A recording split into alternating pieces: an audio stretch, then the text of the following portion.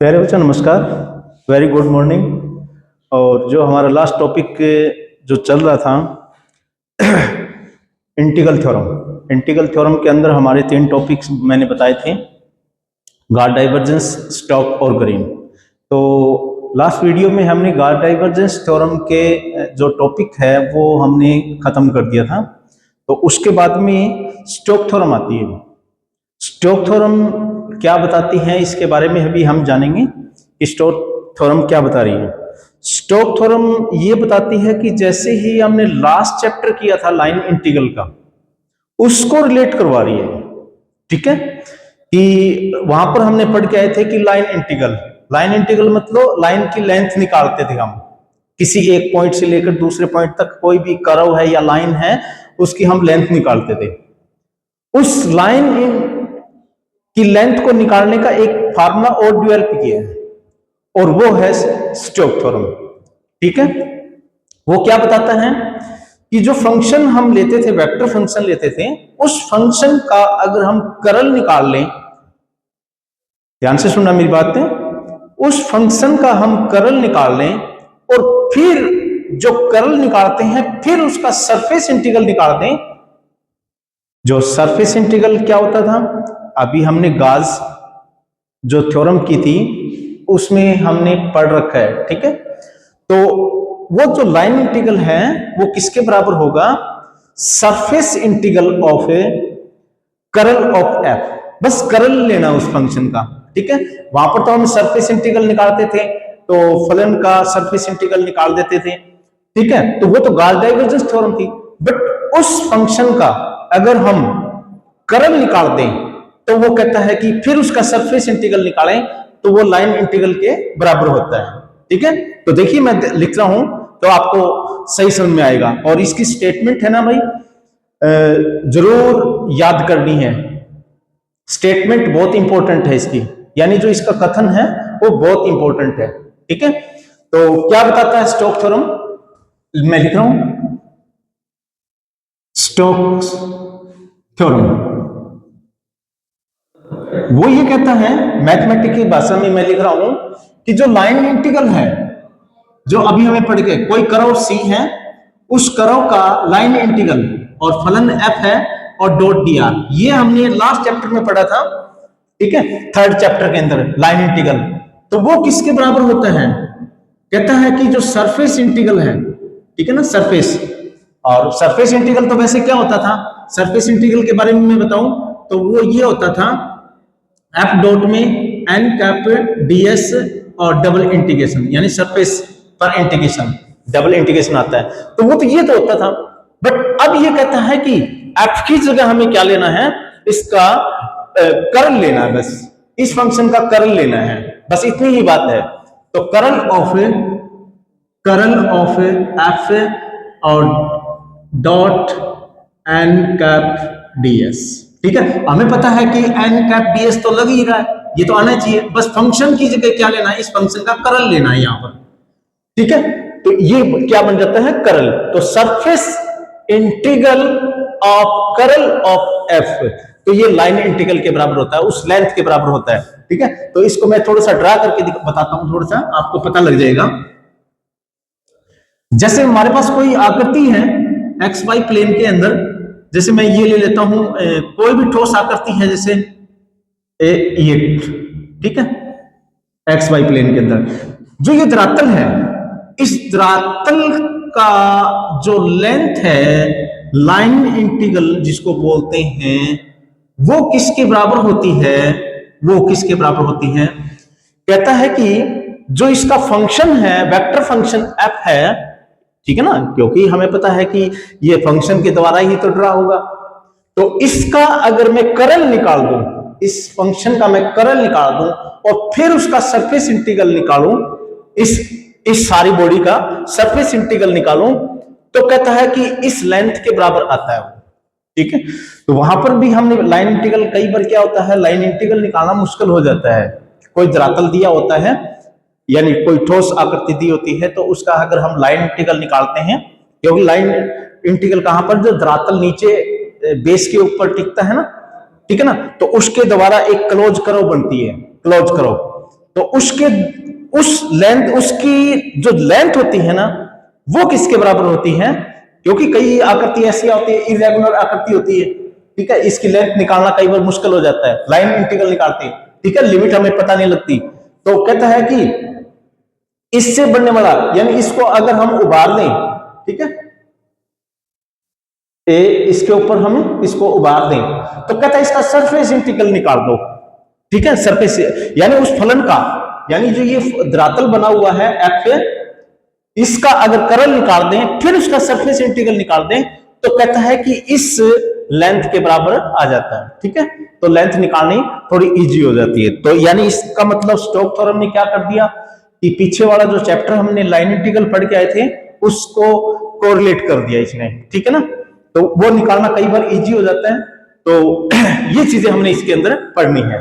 तो इस चीज को आप स्टेटमेंट बना दो। जो ये मैथमेटिकल मैंने स्टेटमेंट लिखी है, इसको हम लैंग्वेज के अंदर लिख सकते हैं, ठीक है। तो कहता है कि लाइन इंटीग्रल, ये तो लाइन इंटीग्रल है, ठीक है, जो थर्ड चैप्टर पढ़ के आए थे वो तो ये तो लाइन इंटीग्रल है, ठीक है। लाइन इंटीग्रल किसी क्लोज वक्र का, क्लोज वक्र जरूर लेनी है भाई, ठीक है, क्लोज वक्र का लाइन इंटीग्रल है ना, यानी उसकी लेंथ है क्लोज वक्र की, वो किसके बराबर होती है? इसको और इस डबल इंटीग्रेशन को मिला के हम सरफेस बोलना शुरू कर देते हैं। सरफेस इंटीग्रल ऑफ किसका? कर्ल ऑफ एफ, ठीक है, कर्ल ऑफ एफ। और जो गाज डाइवर्जेंस थ्योरम ने क्या बताया था, उसमें यह बताता था कि ये सरफेस इंटीग्रल, यानी यहां पर हमें कर्ल नहीं निकालते थे, यहां पर सिर्फ फंक्शन का डायरेक्ट हम सरफेस इंटीग्रल निकालते थे, वो किसके बराबर होता था? वॉल्यूम इंटीग्रल के बराबर होता था। तो इस प्रकार से ये सारी जो तीन जो थ्योरम है वो एक दूसरे से रिलेटेड है, और लाइन इंटीग्रल भी इससे रिलेट होने लग रही है, सारे कोरिलेट करने लग रहे हैं एक दूसरे से, ठीक है भी। तो इसकी स्टेटमेंट आप इस को देखकर आप लिख सकते हो कि लाइन इंटीग्रल किसी क्लोज वक्र, किसी बंद आकृति का लाइन इंटीग्रल किसके बराबर होता है? यानी इस चीज को एक ही बोलेंगे फंक्शन, ये एक फंक्शन बन गया, और इसको मिला के तो हम क्या बोल देते हैं कि surface integral, surface integral of curl of F के बराबर होता है, ठीक है। तो ये स्टोक्स थ्योरम ने बताया था, ठीक है। तो इस स्टोक्स थ्योरम को अब हमें इसको प्रूफ करना नहीं है, तो बिहाइंड ऑफ अपने सिलेबस से बाहर है, तो हमने सिर्फ इसकी स्टेटमेंट ही करनी है। अब हम इसको क्वेश्चन को सॉल्व करेंगे, और क्वेश्चन के अंदर जिस प्रकार से गाज डाइवर्जेंस थ्योरम के अंदर आए थे वैसे ही यहां पर बनेंगे। वहां पर भी क्या होता था, सिर्फ गाज डाइवर्जेंस थ्योरम जो सरफेस इंटीग्रल है ना, वो किसके बराबर होता था? वॉल्यूम इंटीग्रल के बराबर होता था। तो कई बार क्या है कि सरफेस इंटीग्रल हमसे नहीं निकलते थे, तो हम उसको डाइवर्जेंस में कन्वर्ट करके और उसको सोल्व आउट करते थे। इसी प्रकार यहां पर भी हम लाइन इंटीग्रल निकालना है तो हम इसकी हेल्प ले सकते हैं, ठीक है। हो सकता है कि उनकी लिमिट दी हुई हो, यानी वो जो धरातल S है वो कहां पर है? एक्स वाई प्लेन के अंदर, तो ds की जगह dx dy लिख देंगे। वाई जेड प्लेन में है तो ds की जगह dy dz लिख देंगे, ठीक है। वहां से हमें लिमिट भी मिल जाएगी, तो यानी ये निकालना आसान हो जाता है। बट यहां पर एक क्वेश्चन और भी पूछ सकता है, क्या कि जैसे पिछले वाले गाज डाइवर्जेंस के अंदर भी पूछ रहा था कि वेरीफाई कीजिए, यानी लेफ्ट साइड और राइट साइड अलग अलग निकालना है, यानी उस धरातल का अभिलंब इकाई सदिश भी निकालना पड़ेगा हमें, ds भी निकालना पड़ेगा, कर्ल f भी निकालना पड़ेगा, और हमें दोनों लिमिट भी निकालनी पड़ेगी, ठीक है। ये दोनों सारी चीज निकालनी पड़ेगी और फिर इसको सॉर्ट आउट करना पड़ेगा, ठीक है। और इसी प्रकार जो कर्व बंद आकृति ली थी उसकी हमें क्या लेनी पड़ेगी? लिमिट लेनी पड़ेगी, और उसका एफ डॉट डी आर और उसका लाइन इंटीग्रल अलग से निकालना पड़ेगा। तो ये दोनों इक्वल आ जाएंगे तो वो वेरीफाई हो जाएगा। तो इस प्रकार से क्वेश्चन बनेंगे, जैसे गाज डाइवर्जेंस के अंदर बनते हैं वैसे ही स्टोक्स थ्योरम के अंदर बनेंगे, ठीक है। बस फार्मूला इसके अंदर ये है, और गाज डाइवर्जेंस के अंदर अलग था, सरफेस इंटीग्रल किसके बराबर होता है? वॉल्यूम इंटीग्रल के बराबर। तो वैसे ही हमने क्वेश्चन को सॉर्ट आउट करेंगे। तो मैं एक क्वेश्चन लेता हूं, देखिएगा। और पहला क्वेश्चन ही हमारे पास क्या आ गया है? वेरीफाई का आ गया। अभी पहला ही क्वेश्चन वेरीफाई का आ गया, तो देखते हैं। सबसे पहले क्वेश्चन क्या दे रखा है? Verify Stokes theorem. सबसे पहला क्वेश्चन यही है, वेरीफाई पे आ गया, यानी लेफ्ट साइड भी अलग निकालनी पड़ेगी, एफ डॉट डी आर, और जो कर्ल ऑफ एफ का सरफेस इंटीग्रल है ना वो भी अलग से निकालना पड़ेगा। ठीक है, वेरीफाई स्टोक्स थ्योरम फंक्शन दिया हुआ है, देखिए क्या कर वेरीफाई स्टोक्स थ्योरम और फंक्शन एफ दे रखे हैं वो जेड आई प्लस में एक्स जे प्लस में वाई की। ठीक है, और जहां पर हमें पता है इसमें लाइन इंटीग्रल का यूज होगा तो वहां पर कर्व सी भी मिलेगी और सी के बारे में बता रहे हैं, जहां सी वेयर सी क्या है, यूनिट सर्कल है, यूनिट सर्कल। ये जो छोटी छोटी लैंग्वेज लिख रहे हैं ना तो उसको आप समझो, उसका मतलब क्या है, सर्कल है, यूनिट सर्कल है और इन एक्स वाई प्लेन, यानी शॉर्ट में हम लिख रहे हैं एक्स वाई प्लेन के अंदर है। ठीक है, और कहता है कि उस एक्स वाई प्लेन के अंदर सर्कल है, उसके ऊपर अर्धगोला बना हुआ भी, हेमिस्फीयर, उस धरातल के ऊपर जो एक्स वाई प्लेन के ऊपर सर्कल खींचा है उसके ऊपर अर्धगोला बना हुआ है। ठीक है, तो यानी हेमिस्फीयर, और उस हेमिस्फीयर का समीकरण दे रखा है z is equal to root of है 1 माइनस में एक्स स्क्वायर माइनस में वाई स्क्वायर। ये हमारे पास क्वेश्चन दिया हुआ है, देखते हैं। ये क्वेश्चन दिया हुआ कहता है एक फंक्शन है वेक्टर फंक्शन, और वो वेक्टर फंक्शन कहां पे घूम रहे हैं, कहता है कि एक हेमिस्फीयर और यूनिट सर्कल पे चल रहे हैं वेक्टर फंक्शन, और एक्स वाई प्लेन में वो धरातल टिका हुआ है उसका, यानी हमारे पास कोई भी एक गोला है, कोई गोला है उसको बीच में से काट देंगे। ठीक है, और एक पोर्शन छोड़ देंगे, दूसरा पोर्शन लेके उसको हम धरातल पे रख देंगे, धरातल पे रखेंगे। वो धरातल तो हमें पता है कि एक्स वाई प्लेन होता है, तो इस प्रकार से हम आकृति बना रहे हैं एक, और आकृति से हम और भी सही समझेंगे। यानी ये एक्स वाई प्लेन है, यहां पर एक्स वाई प्लेन, यानी ये धरातल है, ये हमारा जो धरातल है वही है ये। ठीक है, और ये इसकी ऊंचाई हो जाएगी, तो यानी क्योंकि गोला उभरा हुआ होता है तो इसको इस धरातल के अंदर हम एक गोला बनाएंगे, ये एक्स वाई प्लेन के अंदर। भाई आप सोच रहे हो सर ये तो आप उधर निकाल, अरे ये उधर है, मतलब दूसरी साइड में है। ठीक है ना, धरातल के ऊपर उस साइड में है, इसके ऊपर गोला बनाएंगे, ये हमारे पास गोला बन चुका है। दूसरी वाली साइड हम डॉटेड कर देते हैं, ये उधर दूसरी साइड में है। ठीक है, ले ये है वो मैटर भाई, इसको भी थोड़ा सा आगे बढ़ा देते हैं, थोड़ा कंफ्यूज नहीं होंगे हम। ठीक है, तो ये अर्धगोला है बना हुआ है, और जो फलन है एफ है वो यूनिट सर्कल के ऊपर है, यानी वो यूनिट सर्कल कौन सा है, ये है। यूनिट सर्कल का मतलब उसका रेडियस कितना है, 1 इकाई है। ठीक है, 1 इकाई है, तो यानी ये रेडियस कितना है, 1 है। तो यानी ये लेंथ के बारे में थोड़ा सा आइडिया हमें मिल गया, एक्स एक्सिस की जो लेंथ है वो हमें पता लग गई। ठीक है, यानी लिमिट भी लेंगे तो हमें पता है जितनी इधर दूरी है इतनी ही इधर दूरी है, तो -1 से लेकर 1 तक। ठीक है, एक्स की लिमिट मिल चुकी है। इसी प्रकार हम वाई की भी निकालेंगे, वाई की हमें पता है कि ये यहां से लेकर और यहां तक, या यहां से क्योंकि इधर नेगेटिव मिलेगी तो इधर नेगेटिव मिलेगी, नेगेटिव इधर, तो ये लेंथ और ये लेंथ इक्वल ही है, क्योंकि ये बैक साइड में है हमें दिखाई नहीं दे रही। ठीक है, तो ये लेंथ और ये लेंथ वाई की लिमिट में मिल जाएगी। इसी प्रकार जेड की, जेड हमें पता है कि 0 से लेकर और यहां तक होगा, यहां पर कितना होगा, तो इसका समीकरण क्या है, इस गोले का समीकरण क्या है, ये दिया हुआ है, जेड यहां तक होगा, जेड 0 से लेकर और यहां तक, यानी तीनों की लिमिट भी मिल गई है हमें।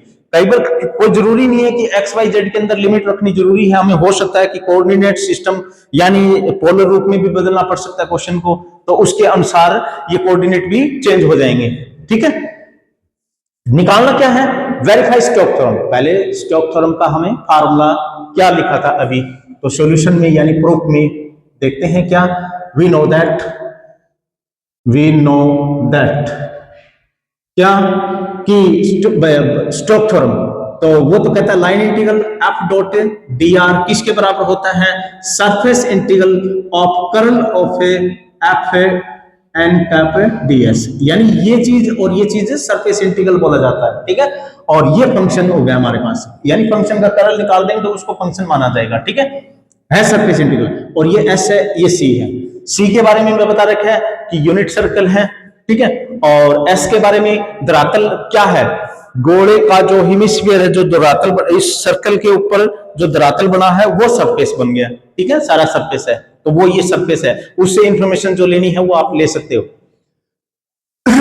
इसको लिखने का तरीका थोड़ा सा और ठीक कर सकता हूं मैं, स्क्वायरिंग बोथ साइड और एक्स स्क्वायर वाई स्क्वायर इधर ले जाएंगे, तो ये एक्चुअली में ये क्या है, x square y square z square is equal to 1 का स्क्वायर भी मान सकते हो, कोई दिक्कत नहीं है। तो एक्चुअली में ये था, कंफ्यूज कर रहे हैं क्वेश्चन में, हमें कंफ्यूज कर रहे हैं, तो थोड़ा सा हम पैशन रखेंगे तो पता लग जाएगा कि ये वास्तव में गोला था, ठीक है। अब वेरीफाई करना, तो इसका मतलब ये हुआ कि लेफ्ट साइड अलग निकालनी है और राइट साइड अलग निकालनी है, तो सबसे पहले हमें ये निकालेंगे। तो taking left hand side, taking left hand side, left hand लेने पर, तो लेफ्ट हैंड साइड में हमें एफ डॉट डी आर की जरूरत पड़ेगी, एफ डॉट डी आर। अब यहां पर थोड़ा सा ध्यान से रखना कि फंक्शन लाइन इंटीग्रल निकाल दे, तो इस धरातल की बात चल रही है, और धरातल किस प्लेन में है, एक्स और वाई प्लेन के अंदर है, एक्स वाई प्लेन के अंदर जेड नहीं होता है, एक्स वाई प्लेन के अंदर जेड नहीं होता इन एक्स वाई प्लेन, तो सी कर्व है कि एक्स वाई प्लेन के अंदर की बात चल रही है, तो वहां पर ही हम देख लेंगे।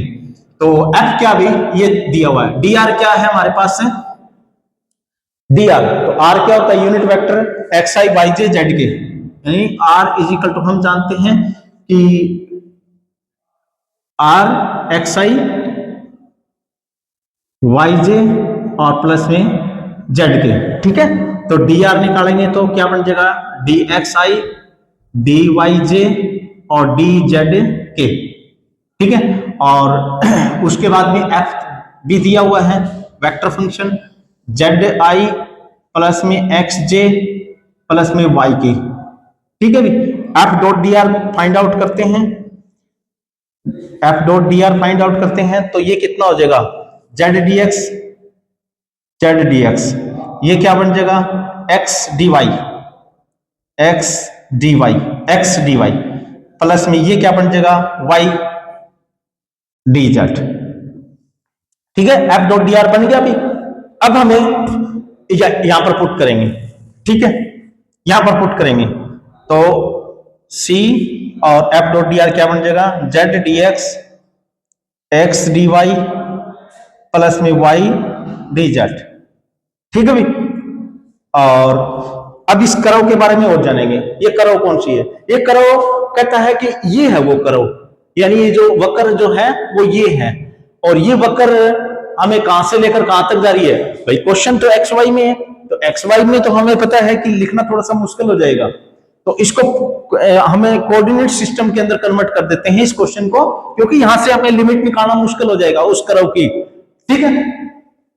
तो एक काम करते हैं, हम थोड़ा सा सपोज कर लेते हैं कि इसको एक लाइन मिला देते हैं, और हमें पता है कि ये लाइन चारों ओर घूमेगी इस प्रकार से, और मान लेते हैं कि इसके साथ ये थीटा का एंगल, फाई एंगल बना रही है, फाई एंगल, और ये फाई एंगल की लिमिट कहां से लेकर कहां तक, यहां से लेकर, और ये चारों ओर घूमेगी, ठीक है ना, यानी इसकी लिमिट कितनी है, इस धरातल की लिमिट कितनी है, तो धरातल हमें पता फाई 0 से लेकर और 2 पाई तक घूमेगा, एक राउंड पूरा लगाएगा तो 2 पाई तक, तो हमें पता है कि लिमिट अगर इस कर्व की ले एंगल तो हमें पता लग जाता है कि एंगल पूरा घूमता है, सर्कल पूरा घूमता है, तो उससे तो हमें पता लगता है कि लिमिट पाई की 0 से लेकर 2 पाई तक होगी। तो इसका मतलब इस क्वेश्चन को हमने किस में कन्वर्ट करना पड़ेगा, इस क्वेश्चन को फाई में कन्वर्ट करना पड़ेगा, यानी कोऑर्डिनेट सिस्टम क्या बनेगा इसका, पोलर कोऑर्डिनेट। तो हम जानते हैं x इज इक्वल टू क्या होता है, r cos थीटा, थीटा की जगह फाई ले रहे हैं, cos थीटा, और यानी phi, y is equal to r sin phi, r sin phi. चलो ठीक है, r क्या होता है, रेडियस होता है, और रेडियस तो हमें पता है 1 यूनिट है, तो r का मान तो हमें पता है कि 1 हो चुका है, ठीक है भी, 1 हो चुका है। तो इसको हमने किस में कन्वर्ट करना है, कोऑर्डिनेट यानी पोलर रूप में, यानी ध्रुवीय रूप में कन्वर्ट करें इस क्वेश्चन को, क्योंकि यहां पर शॉर्ट आउट, क्योंकि x और y की दोनों की लिमिट नहीं निकलेगी हमसे, तो इस प्रकार से x और y, तो dx क्या बन जाएगा, dx की भी जरूरत पड़ेगी, हमें पता है dx की भी जरूरत पड़ेगी, तो dx कितना हो जाएगा, माइनस में sin फाई डी फाई, ठीक है। dy की जरूरत पड़ सकती है, तो dy is equal to cos five d five, यानी थोड़ा सा इजी हो जाएगा क्वेश्चन सोल्व करने में, क्योंकि हमें पता है कि एक ही लिमिट में काम चलने लग रहा है, नहीं तो दो लिमिट यूज करनी पड़ेगी, दो लिमिट करेंगे तो थोड़ा सा ज्यादा मुश्किल होगा। चलो, तो इसकी वैल्यू यहां पर पुट कर देंगे और dx dy की। अच्छा, यहां पर एक बात और भी है, एक्स वाई प्लेन के अंदर dz z जीरो होता है तो dz भी जीरो होता है, तो लिख सकते हैं एक्स वाई प्लेन में एक्स वाई, क्योंकि स्पेशल नाम दिया हुआ है, यानी जो कर्व है नीचे वाली वो एक्स वाई प्लेन के अंदर है, यानी उसका धरातल एक्स वाई प्लेन में z जीरो होता है और z जीरो होता है तो dz भी जीरो होगा, तो यानी ये सिस्टम तो जीरो ही हो गया। तो ये क्या बन चुका है, f डॉट dr क्या बन जाएगा, अतः f डॉट dr वो क्या बन जाएगा, थोड़ा सा क्वेश्चन चेंज हो जाएगा भी, तो c ये जीरो कर देंगे भी, और भी क्या बनेगा, और भी कुछ चेंज होगा, z भी जीरो है तो ये भी पोर्शन जीरो, dz जीरो है तो ये भी पोर्शन जीरो, तो सिर्फ ये बचेगा, तो x dy। अब हमें पता है फंक्शन, अब मैं ये बता रहा था ना आपको कि जो लिमिट है वो मुश्किल हो जाएगी, क्योंकि y के रिस्पेक्ट में करने जा रहे हैं इंटीग्रेशन, फंक्शन x का है, तो क्यों ना हम इसको एक ही लिमिट में कन्वर्ट कर दें, दोनों ही एक में ही, x और y दोनों ही एक फाई के अंदर कन्वर्ट होने जा रहे हैं, ठीक है। चलिए करते हैं फिर, तो इंटीग्रेशन c, x की वैल्यू कितनी है, cos फाइव, और उसके बाद में किसकी वैल्यू चाहिए, dy की, dy कितना है, cos फाइव डी फाइव, तो cos फाइव डी फाइव, ठीक है भी, और फाइव हमें पता c यानी फाइव की लिमिट है, जीरो यहां से शुरू होगा और यहीं खत्म होगा, तो जीरो से 2 पाई, तो जीरो से लेकर और 2 पाई तक, तो इस प्रकार से सॉर्ट आउट करेंगे तो ये cos स्क्वायर बन जाएगा 5 और इंटीग्रेशन डी फाइव, जीरो से लेकर 2 पाई तक, cos स्क्वायर 5 को हम लिख सकते हैं 1 प्लस में cos 2 5 बाय में 2, इसका इंटीग्रेशन निकालेंगे डी फाइव, जीरो से लेकर 2 पाई तक, तो ये 1/2 बाहर निकाल देंगे और इंटीग्रेशन 1 का बनेगा 5 और cos 5 का बन जाएगा cos 2 पाई का साइन ऑफ 2 5 बाय में 2 और लिमिट 0 से लेकर 2 पाई तक, वैल्यू पुट करेंगे 1/2 और पाई वैल्यू 2 पाई पुट करेंगे, ठीक है, और ये यहाँ पर 2 पाई यानी 4 पाई, साइन 2 पाई 4 पाई 6 पाई 8 पाई 10 पाई सब जीरो होता है, तो यानी ये जीरो माइनस में 0 पर 0 0, ये जीरो हो गया अभी, तो इसका मतलब 2 से 2 कैंसिल हो गया यानी पाई, यानी इस क्वेश्चन की जो left hand side line integral था ना वो किसके बराबर आया है, पाई के बराबर आया है, बात समझ में आई। अब हम क्या करेंगे, राइट हैंड साइड निकालेंगे, यानी इस फंक्शन का कर्ल निकालेंगे और फिर उसके बाद में देखेंगे कि उसका भी पाई आ रहा हुआ है, ठीक है। चलो देखते हैं, अब मैं इसको रब करता हूं भाई, लेफ्ट साइड हमने कंप्लीट कर लिया, आप इसको वीडियो को है ना पॉज कर और थोड़ा सा आप देख सकते हो, मैं यहां पर इसको डिलीट कर रहा हूं। चलो अब हम राइट साइड निकालेंगे, लेफ्ट साइड निकल चुका है इसका, अब हम क्या निकालेंगे, right hand side.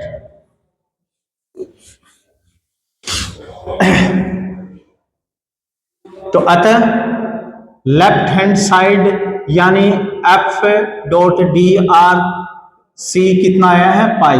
Now right hand side निकालेंगे, यानी surface integral of curl of f dot में कैप एंड ds, सब ये चीज निकालनी पड़ेगी, ये भी निकालना, ये भी और ये भी, और इसकी लिमिट भी निकालनी पड़ेगी, सब चीजें निकालनी है और फिर इसमें पुट करके और सॉल्व आउट करेंगे, ठीक है।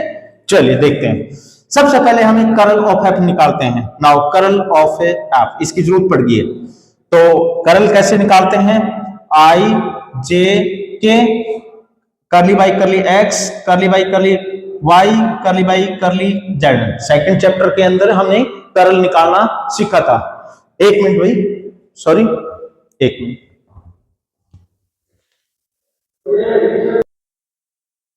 हाँ प्यारे बच्चों, ये थोड़ी सी लाइट इशू हो गया था तो इसलिए मैंने थोड़ा सा स्टॉप कर दिया था, तो इस प्रकार से मैंने शॉर्ट कर दिया इतने, और थोड़ा सा टेक्निकल इशू आ जाता कहीं पर।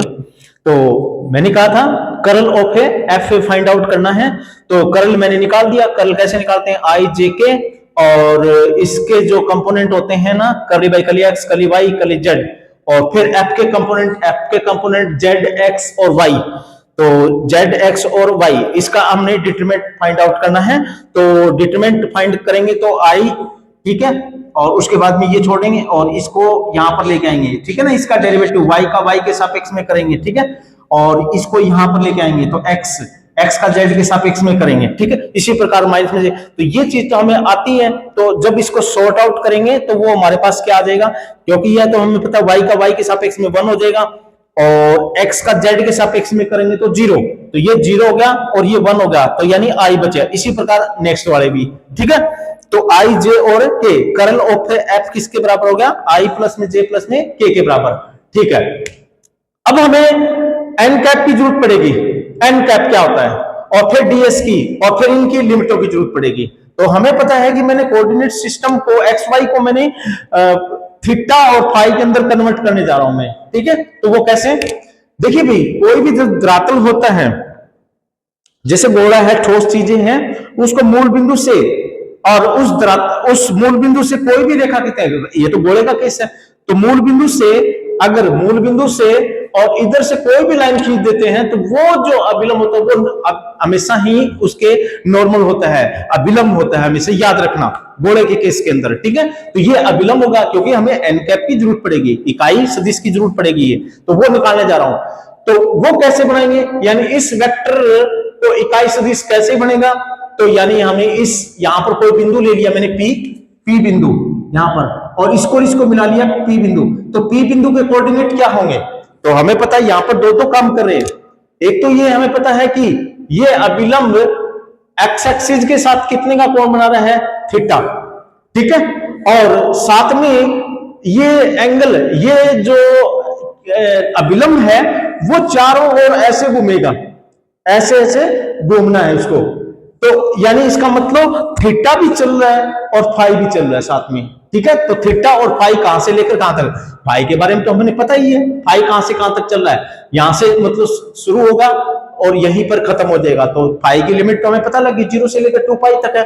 अब थीटा की वैल्यू रहेगी, थीटा की वैल्यू एक्स एक्सिस के साथ कितने का कोण बना रहा है, तो ये तो थीटा बनाया, तो हमें पता कितना घूम सकता है वो इतना ही घूम सकता है। उसके बाद में हमें पता है कि वो ऐसे घूमना है, ऐसे घूमना है चारों ओर, तो वो और थीटा कितना बना सकता है, ज्यादा से ज्यादा थीटा कितना जा सकता है, 90 तक ही जा सकता है, ठीक है ना। और अगर जो इधर चला जाएगा तो हमें पता है कि वो तो इस साइड की बात आ गई, ठीक है ना, ऐसे घूमने जा रहा है, ठीक है।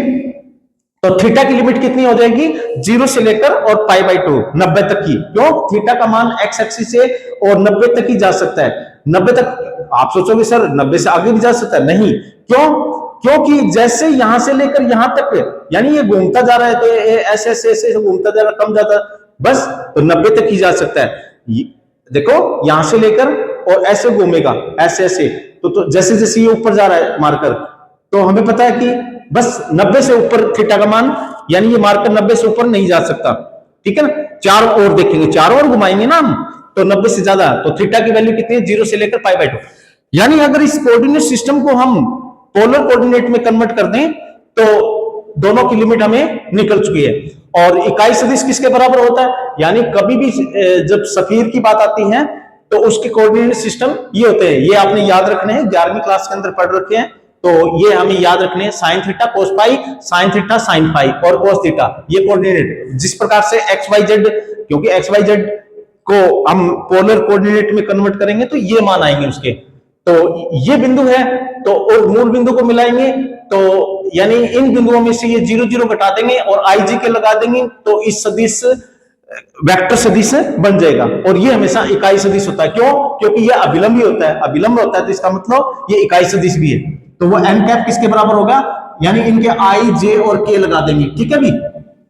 अब रह गया डीएस के बारे में हमें पता है कि एक्स वाई, यानी एक्स वाई को और जेड को किस में कन्वर्ट कर दिया हमने, थीटा और पाई के अंदर कन्वर्ट कर रखे हैं, ठीक है। तो ये भी आपने याद रखना है वो क्या बनेगा, साइन थीटा डी फाई और डी थीटा के बराबर होता है भी, ठीक है, डीएस।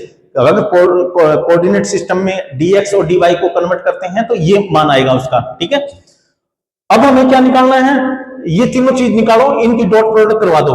तो कर्ल एफ हमारे पास ये है, ये ना, और एन कैप कितना है, ये ना, इन दोनों की डॉट प्रोडक्ट करवा देंगे तो ये हमारे पास आ जाएगा। इसको हमने क्या निकालना, सरफेस इंटीग्रल, तो सरफेस इंटीग्रल में इसमें हम डाल देंगे इसको, और यानी यहां पर डाल दिया। अब लिमिट किसकी, कोऑर्डिनेट सिस्टम किसमें, फाई और थीटा में, तो फाई की लिमिट भी हमें पता लग गई है और थीटा की वैल्यू भी हमें पता लग गई है। तो इसका इंटीग्रेशन हमें फाइंड आउट करना है, इसके साथ डॉट मल्टीप्लाई करनी है, मल्टीप्लाई करेंगे तो ये आएगा, और इसमें से साइन स्क्वायर कॉमन निकाल दिया, cos फाई sin फाई, यानी ये फाई का फंक्शन हो गया, ये थीटा का फंक्शन हो गया, यानी ये दोनों इंटीग्रेशन फाई और थीटा के रिस्पेक्ट में करने, दोनों का इंटीग्रेशन आप अलग अलग कर सकते हैं। अब हम अलग अलग करेंगे, ठीक है भी। तो अब इसको थोड़ा सा और रह गया और ये फाइंड आउट कर देते हैं। 1 मिनट का क्वेश्चन रहेगा, 0 से लेकर π/2 और 0 से लेकर 2π तक, 0 से 2π। तो सबसे पहले हमें ये लिमिट किसकी है, फाई की लिमिट है, तो फाई के रिस्पेक्ट में करेंगे तो साइन स्क्वायर कांस्टेंट का काम करेगा, यानी साइन स्क्वायर कांस्टेंट का काम करेगा, साइन स्क्वायर कांस्टेंट बन गया।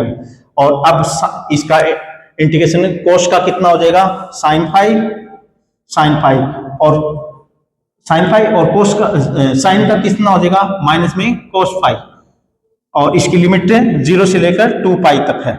चलो इसका इंटीग्रेशन निकल चुका है, 0 से 2π मैंने यहां पर ही लिख दिया बस, ठीक है।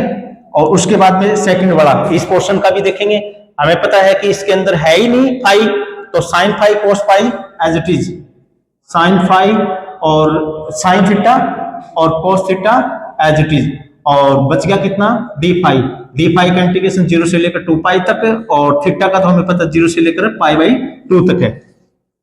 इसके अंदर लिमिट पुट करेंगे साइन 2π के अंदर, तो 2π ये 0, और यहां पर पुट करेंगे तो 1, यानी ये माइनस में 1 बन चुका है, और 0 पर फिर ये 0 और ये माइनस, तो ये क्या बनेगा, हम इसको सॉर्ट आउट करेंगे, 0 से लेकर और π/2 तक साइन स्क्वायर थीटा, और इसके अंदर 2π रखेंगे तो 0, ये रखेंगे तो 1 यानी -1, उसके बाद में लोअर लिमिट ये 0, और ये इसमें पुट करेंगे तो माइनस का 1 लेट, ठीक है।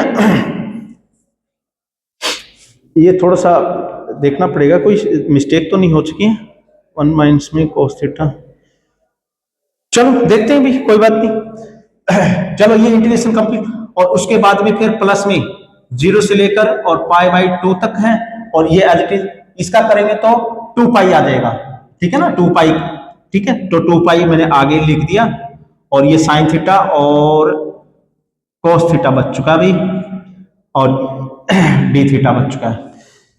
अब ये देखो क्या बन रहा है, ये देखो +1 हो गया और ये -1 हो गया, ये इंटीग्रेशन 0, ये इंटीग्रेशन 0 भी, और प्लस में 2 को अंदर लेके चले जाओ, पाई को बाहर रखो, 0 से लेकर π/2, और ये sin 2 थीटा डी थीटा, ठीक है। ये पाई हो गया, और इसका sin 2 थीटा का इंटीग्रेशन होता है माइनस में cos 2 थीटा और बाई में 2, और लिमिट कितनी है, 0 से लेकर π/2। अब ये π/2 लिमिट हम रख देंगे, ये थोड़ा सा ध्यान से देखना भी, ये माइनस यहां लिख देते हैं, और ये माइनस में π/2 बाहर कॉमन, और 2π यहां पर π/2 रखेंगे तो ये पाई बन जाएगा, और ये कितना हो जाएगा, -1, ठीक है भाई, -1, और ये 0 रखेंगे तो cos 0 यानी ये -1 लेट, ठीक है। ये आप सॉर्ट आउट कर सकते हो, आप ज्यादा बड़ी बात नहीं है, ये तो 12वीं का काम है। ये कितना हो जाएगा, -2 और ये +2, और ये 2 से 2 कैंसिल हो गया, और इस प्रकार से ये पाई बन चुका है। तो लेफ्ट हैंड साइड हमने क्या निकाली थी, f.dr हमने क्या निकाला था, पाई निकाला था, और कर्ल ऑफ f का सरफेस इंटीग्रल निकाला, वो भी पाई आ गया, तो दोनों ही क्या हो गए, इक्वल हो गए। तो ये स्टोक्स थ्योरम वेरीफाई हो चुका है। इस प्रकार से हमें इन क्वेश्चनों को सोल्व करना है। तो हमें ये फार्मूला याद रखना है, स्टोक्स थ्योरम से क्वेश्चन आता ही है, और लेंथी क्वेश्चन आता है, जो आपका बड़ा क्वेश्चन बनने वाला है 10 मार्क्स का, तो वो यहीं से बनेगा भी, ठीक है।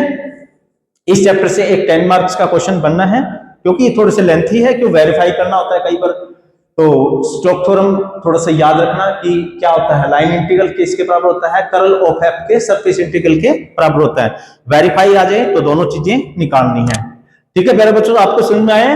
तो इस प्रकार से हमें स्टोक्स थ्योरम को यूज करके और क्वेश्चनों को सॉर्ट आउट करना है। तो कुछ क्वेश्चन और बचते हैं तो वो हम नेक्स्ट वीडियो के अंदर समाप्त करेंगे और उसके बाद में फिर हमें ग्रीन थ्योरम करेंगे। ओके, धन्यवाद।